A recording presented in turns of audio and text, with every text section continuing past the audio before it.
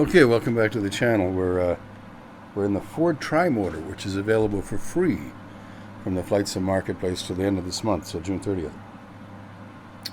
And I thought we'd just give it a try here.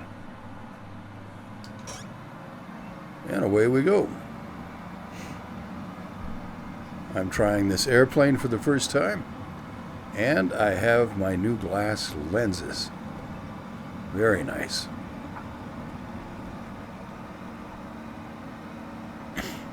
Oh, it gets in the air quick. It's got three 300 horsepower engines. It could carry 12 passengers. Cool airplane, first built in 1926. Last one built in 1933. The DC-2 and DC-3 came along and they became the workhorses of commercial air traffic. But let's talk about these new glass lenses. I'm pretty happy with them. I think, oh, look at that pop turning. Isn't that cool? I can't say that I see a huge difference between the glass lenses that I've got now and the plastic lenses I had before. I think, well, I'm not sure because I just reset the lenses and adjusted them to make sure they're in place correctly, and I think they're just a little bit clearer than the plastic, although not markedly so, and the colors pop a little bit more. Look at the wood grain on that steering wheel, and it looks like a wheel out of a Model T. As a matter of fact, if you look at the floor, I wonder if I can point at them with the mouse, you can see there's a foot starter for every engine, for all three engines. I don't think you'd see that in a modern airplane. People would be too worried about stepping on it by accident and killing somebody. I've never walked into a moving prop. I never want to see anybody do it. It's a frightening, frightening thing.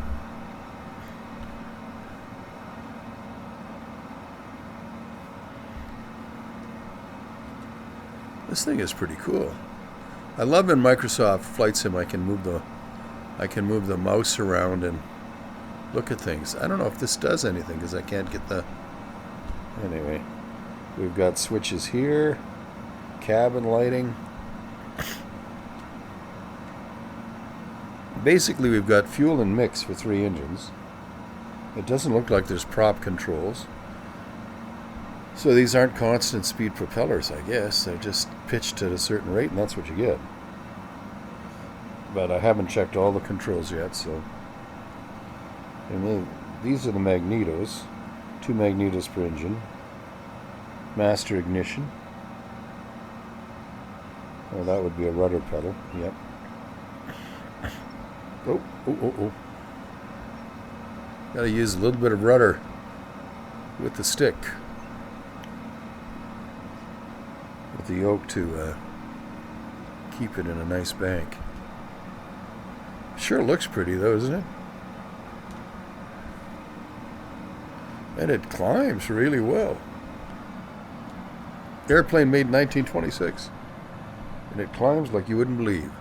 I gotta lower my seat a little bit here if I can remember how to do that.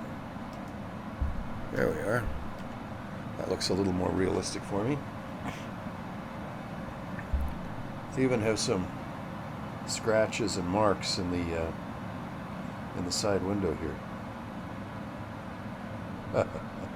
Okay, I can see one problem with the way I've got the graphics set up. When I look at the marina, the boats appear as I fly over them. It's like, oh, we've been hiding, but it's just a trimotor. So we're not worried. I think I've got to set, let's just see.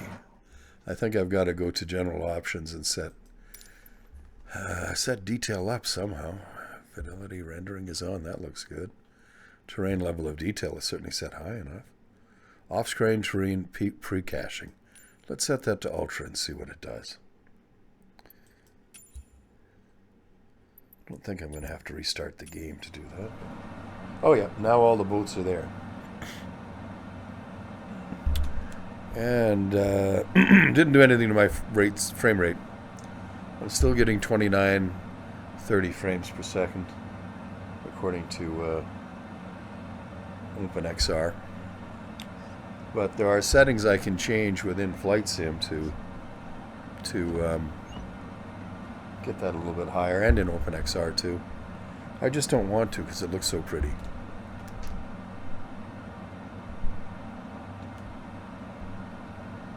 It's funny I can't get that emergency hatch. Wow, maybe it does. Maybe it's not functional. All right, let's check clarity at a distance. I'd say that boat's about 2 miles away. Looks pretty clear. Over in the city, yeah, those buildings on the shoreline look clearer, out to 3 miles or so, I'd say. And then after that, still recovering from that stupid little illness of mine. They start to look a little bit blurry out in the distance, but that's the way it is for me in real life too. So it looks great.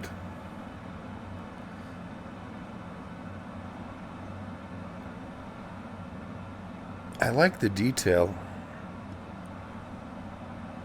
I like the detail on the steering wheel, but I'm holding bank in, and this should be rolling the aircraft. Oh, maybe it's going to start to now. It's just really slow because there's several stages to a turn. First, you establish the bank, and then you center the stick, and then you hold it in that bank. All right, let's put some power back in. I wanted to descend so that we could get a little bit lower. I like watching the engine. Although I think it would be awful hard on your hearing.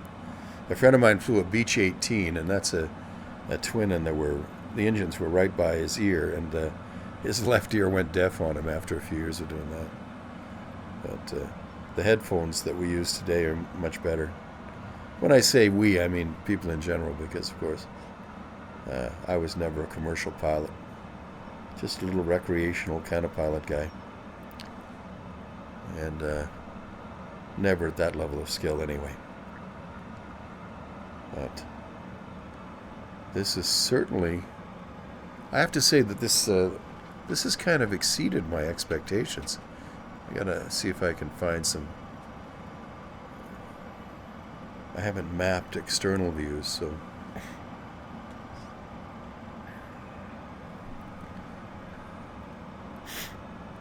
Boy, the city looks great. I wish we had a retro version of Flight Sim 2020 so that I could take off from Meigs Field, if it existed in 1930, and fly around a 1930s version of Chicago. But of course, that's way too much to hope for. I don't even know how they could do that and maintain photogrammatic scenery. Maybe with aerial photographs. But I mean, that's kind of a lot to expect.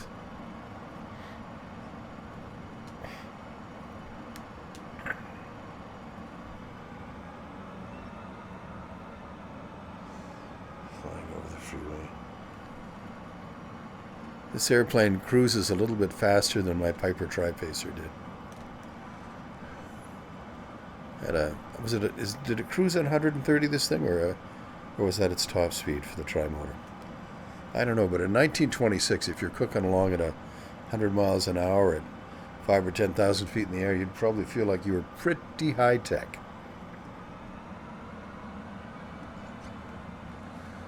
I'll tell you what, when I was a kid dreaming of flying, I couldn't have imagined a simulator like this. For people my age, this was science fiction, and we figured something like this would be generations away. Now, before I land this thing, I would like to eke a few more frames per second out of it. And I think what I'm going to have to do is get out of VR and then go back in.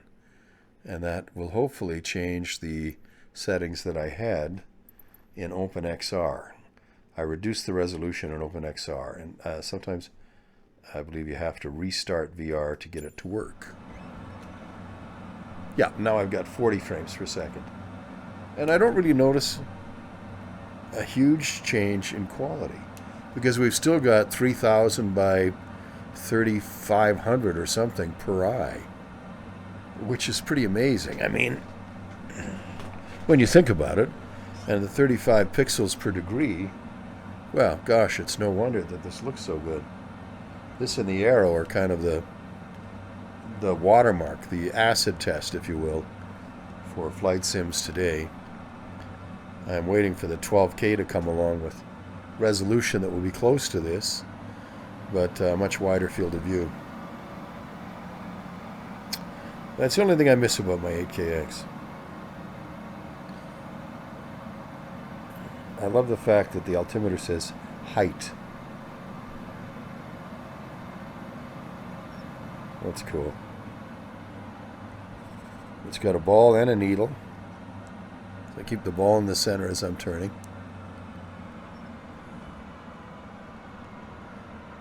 I don't want to make this a long flight, so I'm going to just descend here with power off and try and land this baby. Put some power on now. It's really not that difficult to fly, you know, it really isn't. But I do keep seeming to creep up a little bit. I don't know why. There, that's better. Oh. Yeah. Oh, there's my external view. I wonder if I have flaps. I didn't see a flap lever. So, I don't know. And I don't know if I can get my throttle right to 0. This could be a problem. Well, we'll be all right. One way or the other. The consequences of... Consequences? Yeah, don't tell me what I mean. Let me figure it out for myself. The consequences of failure in here are pretty minor compared to real life. Okay, 2 bounces. By my standards, that constitutes a standard of excellence.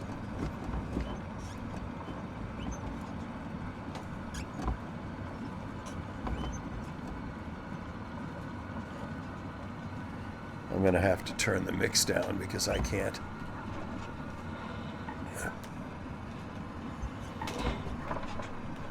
I'll just... There we go. I'll just let the engine stop and we'll park on the runway. I'm sure no one will mind. Because I don't want to waste your time taxiing in. But let's take a moment just to look around. Let's see, go to external view. There, look at this, eh? Wow. I mean, it was an ungainly beast. They called it the Tin Goose. And the sides were corrugated. Isn't that something? I think that's all about providing more strength. Everything, it was all corrugated metal. Yeah, ailerons, no flaps. Okay. So, of course, when you've got an airplane that cruises at 130 with this much horsepower for the amount of weight it carried, I guess you probably don't need too much. All right.